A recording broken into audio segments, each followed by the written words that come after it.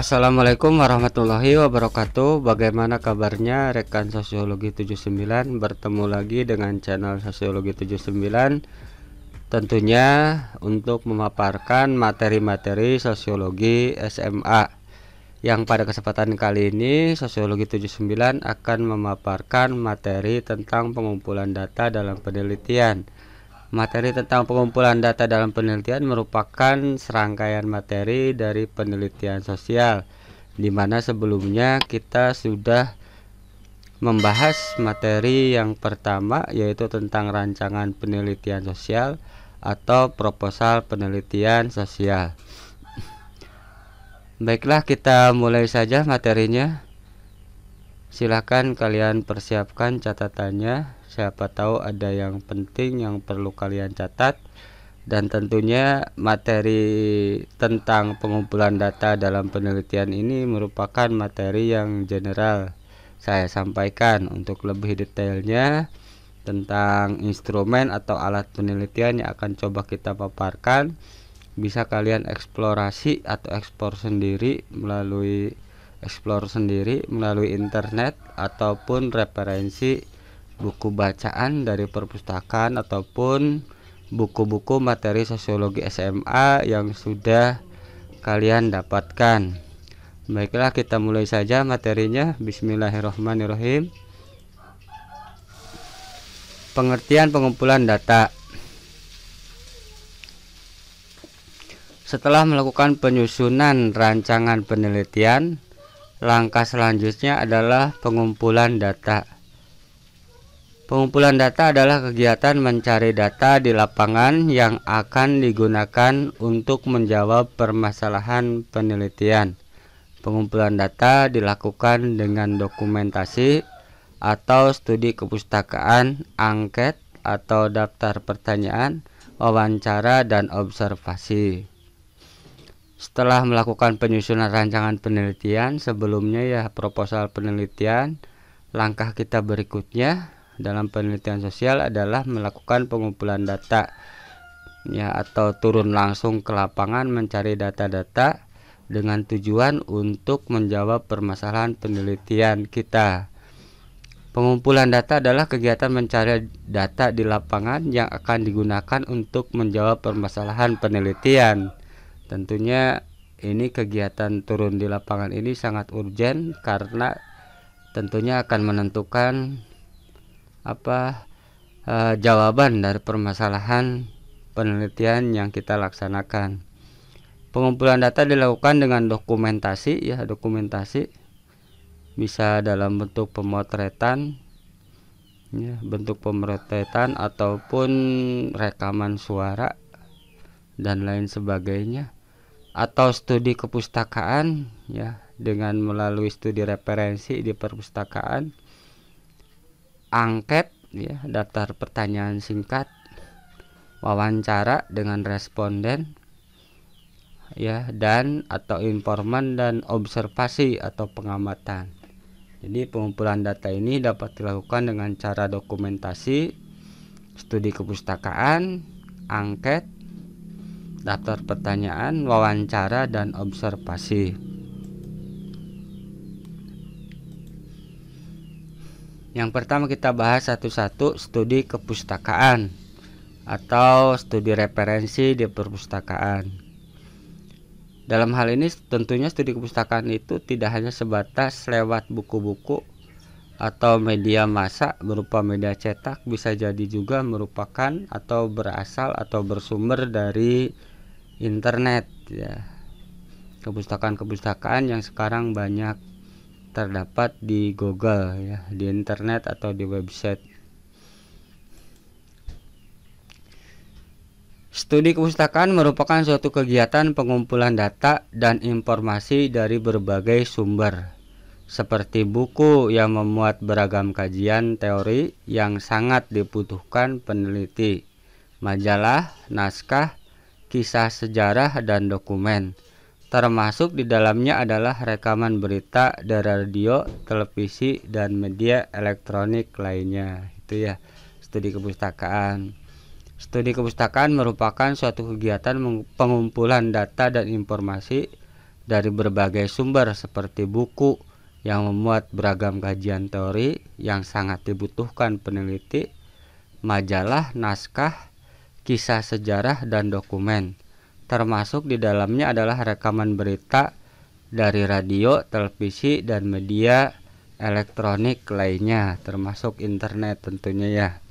Ini studi kepustakaan. Artinya studi kepustakaan ini memiliki pengertian mengambil data dari pihak ketiga. Artinya kita tidak melakukan wawancara atau bertemu langsung dengan responden atau subjek penelitian. Yang kedua, angket ya, instrumen pengumpulan data yang kedua atau angket, atau sering juga disebut kuesioner.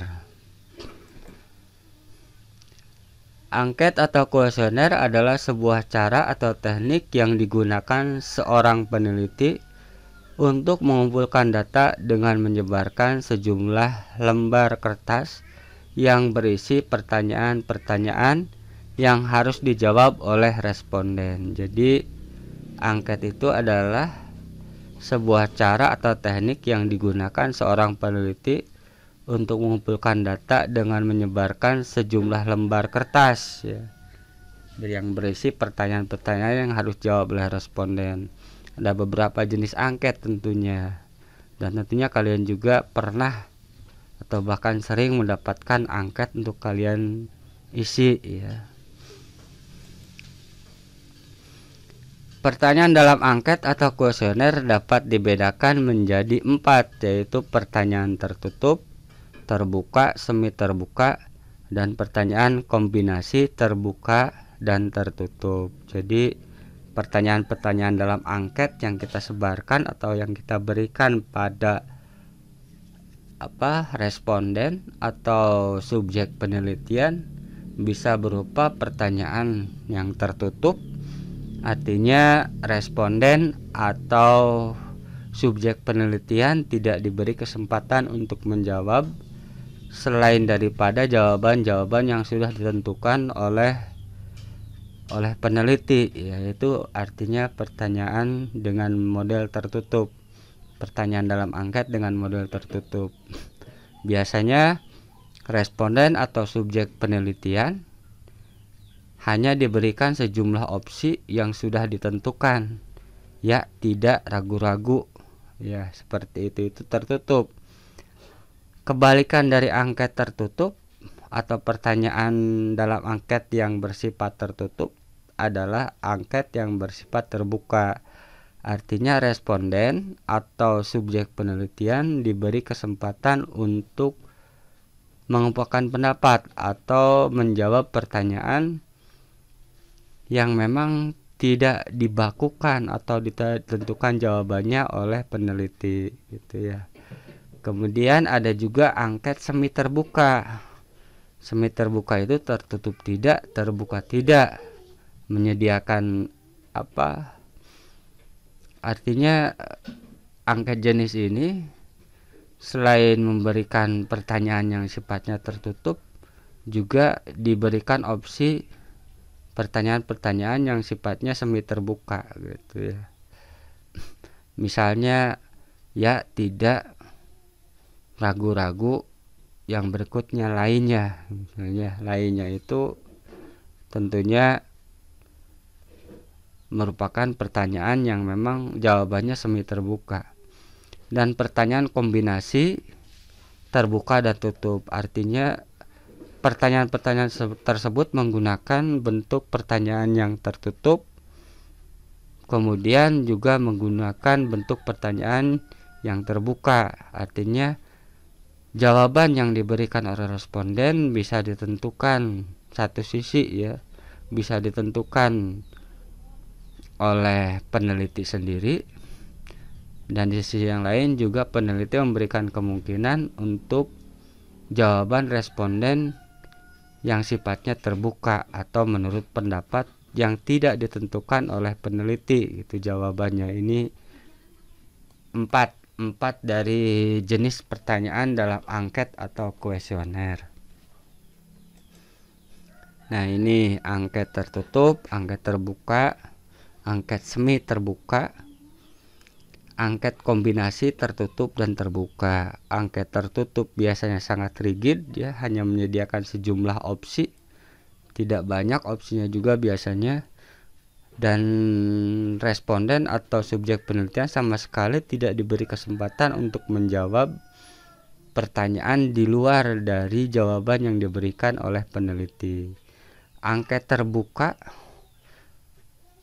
responden atau subjek penelitian diberikan kesempatan untuk menjawab, ya, bebas, ya, menjawab bebas, tidak ditentukan oleh jawabannya, tidak ditentukan oleh peneliti. Sementara angket semi terbuka ini biasanya selain daripada pertanyaan-pertanyaan yang sifatnya rigid, juga menyediakan kemungkinan pertanyaan lain, meskipun ya tidak sebebas seperti pertanyaan dalam angket yang terbuka. Yang terakhir adalah angket kombinasi, ya, yang merupakan campuran dari pertanyaan-pertanyaan yang tertutup dan pertanyaan-pertanyaan yang sifatnya terbuka. Tertutup dan terbuka di sini harus dipahami bahwa yang tertutup itu artinya responden atau orang yang kita teliti tidak diberikan kesempatan untuk menjawab, ya, menurut pendapat dia, tapi jawaban-jawaban tersebut sudah ditentukan oleh peneliti. Dan berbeda dengan angket yang terbuka. Angket yang terbuka ini pertanyaannya dari peneliti, namun jawabannya bisa menurut pendapat dari orang yang kita teliti atau responden. Ya, seperti itu. Itu jenis angket. Kemudian berikutnya observasi atau pengamatan, ya. Studi kepustakaan, angket atau kuesioner. Yang ketiga observasi. Observasi dapat dilakukan melalui penglihatan, penciuman, pendengaran, peraba, dan pengecap. Semua kegiatan tersebut dinamakan observasi atau pengamatan langsung.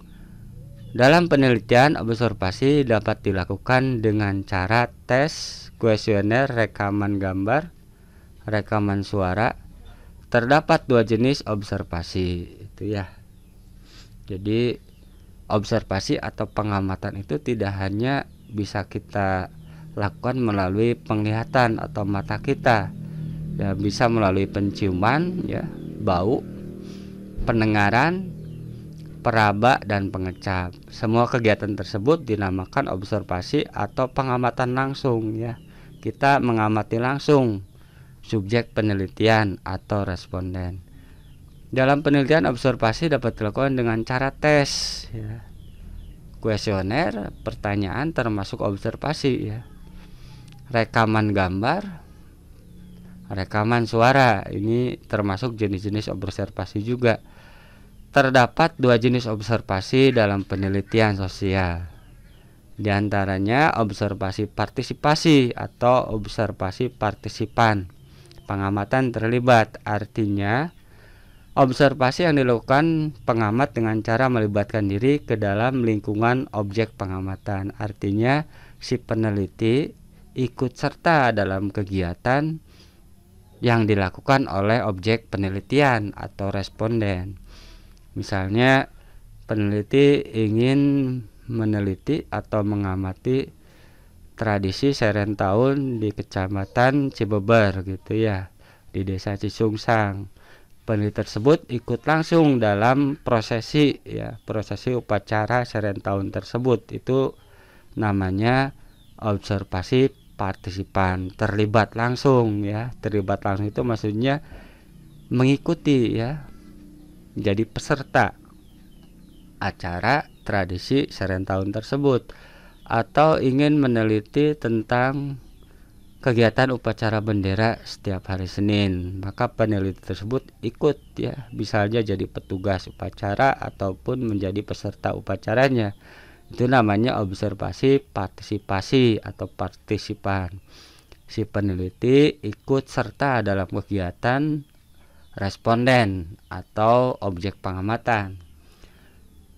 Kebalikan dari pengamatan terlibat atau observasi partisipan adalah pengamatan tidak terlibat atau observasi non partisipasi. Artinya peneliti mengambil jarak dengan responden atau objek penelitian. Ya, peneliti tidak melibatkan diri secara langsung ke dalam objek pengamatan, tetapi tetap bisa memperoleh gambaran mengenai objeknya. Nah, tidak terlibat. Kalau observasi non partisipan, peneliti mengambil jarak dengan objek penelitian atau tidak terlibat dengan objek penelitian atau responden. Artinya dia hanya mengamati dari jauh, misalnya hanya melihat saja dari jauh. Misalnya tentang tingkat kedisiplinan di SMA, peneliti hanya mengamati saja dari jauh, tidak ikut serta dalam kegiatan belajar mengajar atau dalam kegiatan siswa atau objek penelitian, hanya mengamati saja dari jauh misalnya. Kalau yang satu ini penelitian yang tidak berjarak, observasi tidak berjarak, terlibat ya observasi partisipan. Kalau observasi non partisipan dengan cara mengambil jarak atau hanya mengamati dari jauh gitu, itu namanya observasi non partisipasi. Yang berikutnya wawancara, ya, interview. Ya, ada beberapa tadi ya, studi kepustakaan, kuesioner atau angket, terus kemudian observasi, sekarang wawancara. Ya. Nah, tadi ya kita lihat lagi observasi, ya, angket. Ya, angket, studi kepustakaan, angket, observasi. Ya, berikutnya wawancara atau interview. Nah, ini ilustrasi gambarnya. Wawancara atau interview adalah proses memperoleh keterangan untuk tujuan penelitian dengan cara tanya jawab sambil bertatap muka antara si peneliti dengan objek penelitian. Dalam wawancara ada dua pihak yang terlibat, yaitu interviewer atau pewawancara, yaitu orang yang mewawancarai, pihak pewawancara, dan interviewer atau terwawancara, yaitu orang yang diwawancarai. Terdapat dua pihak ya dalam wawancara. Wawancara itu adalah proses tanya jawab, memberikan pertanyaan secara langsung kepada responden atau subjek penelitian seperti dalam gambar ya. Ya, dalam kegiatan wawancara tentunya melibatkan dua pihak, pihak yang melakukan wawancara atau peneliti dengan pihak yang diwawancarai atau responden ini atau informan ya kalau dalam penelitian kualitatif. Ini wawancara ya, metode atau alat pengumpulan data yang keempat. Macam-macam pedoman wawancara ya. Jadi supaya kegiatan tanya jawab atau kegiatan wawancara tersebut tidak memakan waktu yang lama ya, efektif dan efisien, dan juga bisa terarah sesuai dengan tujuan penelitian, maka diperlukan pedoman wawancara. Di antaranya wawancara yang tidak terstruktur. Yang pertama, wawancara yang tidak terstruktur merupakan pedoman wawancara. Pedoman wawancara tidak terstruktur adalah pedoman wawancara yang hanya memuat garis-garis besar wawancara. Wawancara disesuaikan dengan garis besar pembicaraan yang telah dipersiapkan. Artinya tidak detail, hanya mempertanyakan garis-garis besarnya saja. Jadi si responden atau subjek penelitian masih bisa menjawab atau ya bertanya ataupun ngobrol dengan cara yang agak bebas gitu ya. Karena dalam hal ini peneliti hanya memberikan garis-garis besarnya saja ya, apa yang hendak diketahui dari responden. Berbeda dengan wawancara yang terstruktur atau terstandar, standardized. Pedoman wawancara terstruktur adalah pedoman wawancara yang disusun secara terperinci, ya tuh ya. Seperti halnya kuesioner. Pedoman wawancara terstruktur terdiri dari sederetan pertanyaan, ya. Jadi kalau yang satu hanya mempertanyakan garis-garis besarnya saja, artinya bisa jadi wawancara jenis ini akan lebih lama, ya, karena tentunya sudut psikologis dari responden yang hendak diambil, meskipun ya masih tetap terarah, ya, masih tetap terarah. Jadi peneliti masih berpegang pada tujuan dari proses wawancara tersebut, sementara wawancara terstruktur atau standaris hanya memberikan pertanyaan-pertanyaan yang kemudian harus dijawab oleh responden, ya. Jadi barangkali kalau dari segi kedangkalan, ya, atau kedalaman wawancara tidak struktur ini lebih dalam lagi, ya, daripada wawancara yang terstruktur, ya, seperti itu. Nah, ini ya kegiatan penelitian. Jenis-jenis wawancara, ya, jenis-jenis wawancara yang bisa dilakukan oleh peneliti. Ditinjau dari pelaksananya, maka wawancara dibedakan atas 3 macam. Wawancara ini dari segi pelaksanaannya dibedakan menjadi 3 macam. Wawancara bebas, unguided interview. Pewawancara secara bebas bertanya apa saja tanpa harus menggunakan acuan pertanyaan. Ini wawancara bebas, tapi tentunya tetap terarah, gitu ya. Bertanya secara bebas, kita ngobrol dengan, ya, dengan subjek penelitian, dengan responden, kita bertanya ngalor ngidur meskipun ya terarah. Itu namanya wawancara bebas atau unguided interview. Wawancara terpimpin, guided interview. Pewawancara membawa sederetan pertanyaan lengkap dan terperinci seperti wawancara terstruktur. Kalau yang ini kebalikan dari wawancara bebas, gitu ya. Jadi pertanyaan-pertanyaan tertentu yang rigid yang harus dijawab oleh responden atau subjek penelitian. Nah, ini kombinasi dari wawancara bebas dan terpimpin, ya. Wawancara bebas terpimpin merupakan kombinasi dari wawancara bebas dan wawancara terpimpin. Nah, ini materinya sudah beres, ya. Terlalu banyak gangguan, ya. Ini itu dan lain sebagainya. Mudah-mudahan intinya bisa kita ambil, ya. Seperti itu. Silakan kalian lebih banyak eksplor kembali di internet ataupun di buku referensi. Terima kasih atas perhatiannya. Billahi taufiq wal hidayah. Assalamualaikum warahmatullahi wabarakatuh.